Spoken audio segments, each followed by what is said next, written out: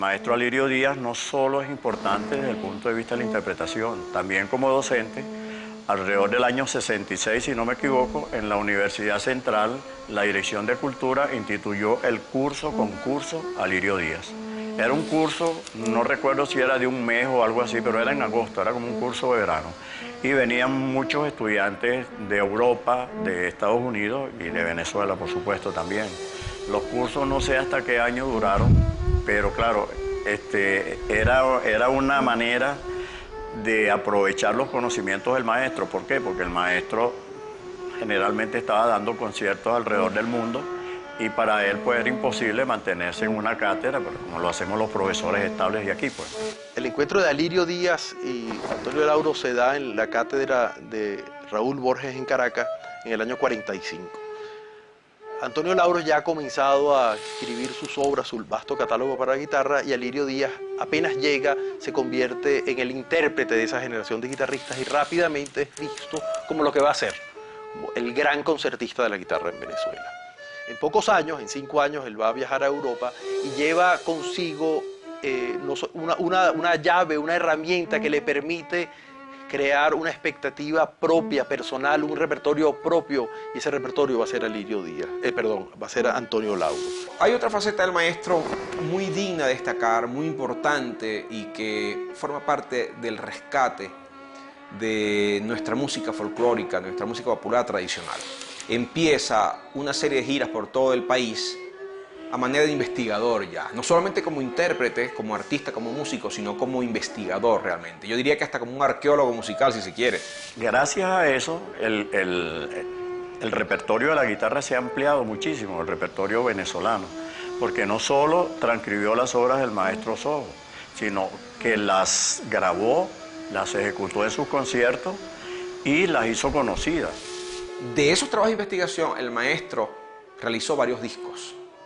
Y a mí en lo personal hay un disco que me fascina, que se llama Melodías Larenses, editado en el año 76, donde el maestro se centra en su estado natal, obviamente, pues. De ese disco, Melodías Larenses, hay un tema que hoy en día también es universal. Se trata de Como llora una estrella. Es tocado y grabado en todo el mundo actualmente.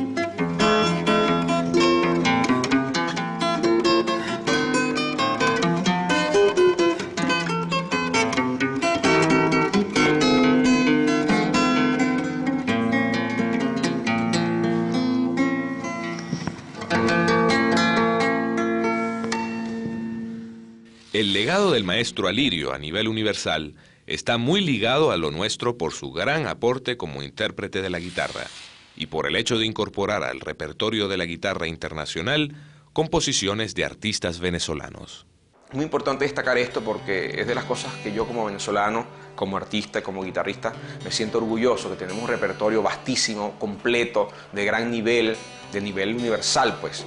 Es un legado imperecedero, pues, algo del cual cualquier país, cualquier intérprete debe sentirse orgulloso. Y yo creo que Alirio Díaz juega un rol fundamental en esta persistencia. Es decir, que el repertorio que en algunos otros instrumentos ha quedado minimizado y ha quedado de alguna manera relativizado por nuevas experiencias, en la guitarra sigue vivo y sigue siendo producido por nuevos guitarristas y grabado y tocado en conciertos. Tiene mucho que ver con lo que hizo Alirio Díaz marcando su propio repertorio y su propio crecimiento como guitarrista, con el nombre y con la presencia de algunos compositores latinoamericanos de la escuela nacionalista, especialmente Lauro. La simbiosis que se da entre Lauro y Alirio representa la internacionalización de la escuela nacionalista, por un lado, de la escuela guitarrística que apenas había surgido desde el año 32, es decir, menos de 20 años o alrededor de 20 años. Es decir, Alirio Díaz va a significar la universalización de la escuela venezolana de la guitarra y en algún sentido la escuela latinoamericana de la guitarra. El maestro es un gran arreglista, un gran armonizador y ha recopilado, como les digo, no solamente música del Estado Lara, como ya les dije, o del Zulia, sino de toda Venezuela. Y esto es algo que hay que destacar porque es un legado que nos queda a nosotros y a los que seguirán nuestra trayectoria. Alirio además tiene el mérito de haber transcrito para guitarra muchos trozos escritos para piano, pues especialmente canciones del maestro Sojo, Aguinaldo. Los he oído muy buenos, un trabajo realmente impecable, hay que recordar. Y muchas obras que ha arreglado para guitarra que creo que las tocan guitarristas. Creo que se lo oí una vez al guitarrista inglés ese William, ¿no? La obra de Alirio Díaz queda fundamentalmente representada o contenida en sus discos. Podríamos decir que la discografía de Alirio Díaz no es muy extensa, pero es fundamental.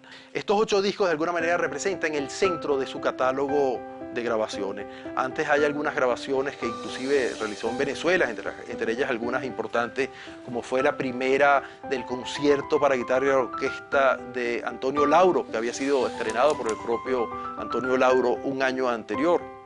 En estos 8 discos destaca también otros dos repertorios, el repertorio español, que seguramente fue influido, su visión del repertorio español fue influido por uno de sus maestros, Regino Sáenz de la Maza, con quien estudia algunos años en Madrid y que tiene una presencia importante en estos discos centrales.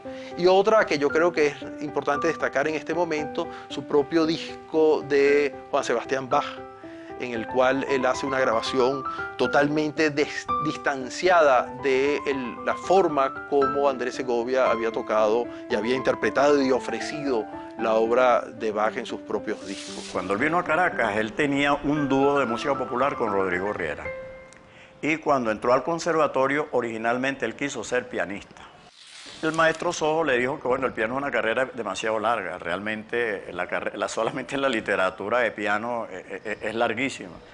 Nada más que trabajar la obra de Beethoven, pues, o la de Mozart solo, o la de Bach solo, tomaría muchísimos años.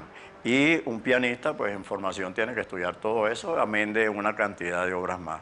Y ya el maestro Sojo le aconsejó que bueno, que ya no, 24 años era mucho para empezar el piano y que se dedicara a la guitarra. Bueno, y gracias a Dios, el maestro se dedicó a la guitarra y hemos tenido pues ese gran intérprete, sin duda alguna, el más grande intérprete de la guitarra venezolana.